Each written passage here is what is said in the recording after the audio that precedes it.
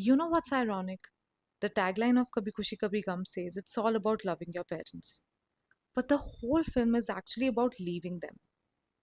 Rahul didn't love his parents any less. He just couldn't survive their version of love. So maybe it's time we ask, was K3G really about love or about guilt? The perfect family that wasn't. No one did family drama like K3G. Palaces, matching outfits, helicopter hugs, everything screamed perfection. But beneath all that gloss, it's one giant power struggle wrapped in parampara. Rahul isn't banished for doing wrong. He's banished for falling in love with the wrong girl. And yet the movie still preaches that it's all about loving your parents. Sure, but since when does love mean silence? That's not affection, that's emotional obedience with better choreography. Rahul's dilemma. Rahul was the ideal son, polite, dutiful, raised on yes, papa. And still, he's cut off the moment he chooses differently.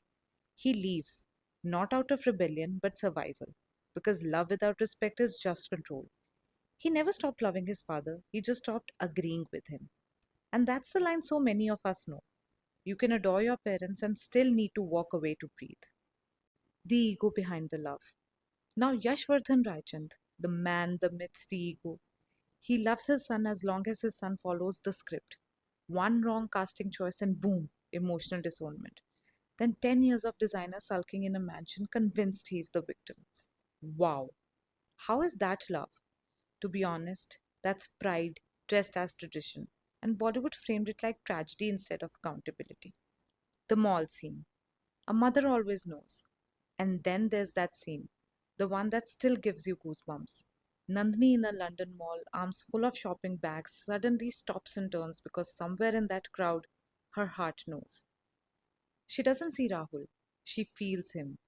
No words, just a mother's instinct that crosses oceans. That moment hits because it's pure, unconditional love. No ego, no control, just connection. It's the emotional contrast to Yash's pride. While the father shut the door, the mother kept the light on. That one look from Nandini says everything the tagline tried to. Sometimes love doesn't need words, it just knows. The reunion. Years later, the family finally reunites. We cry, of course, because it's K3G and even the background score weeps. But look closer.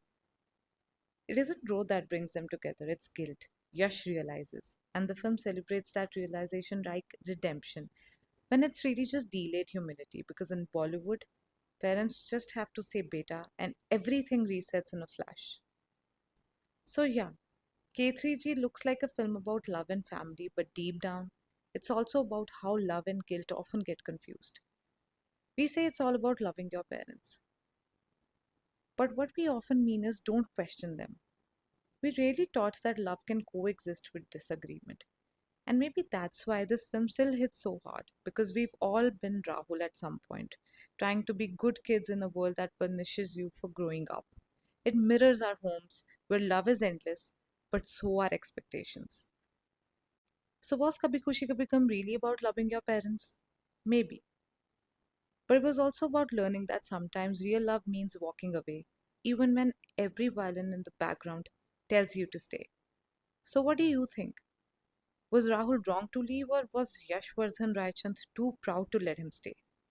Tell me in the comments below, and don't forget to subscribe for more Bollywood deep dives.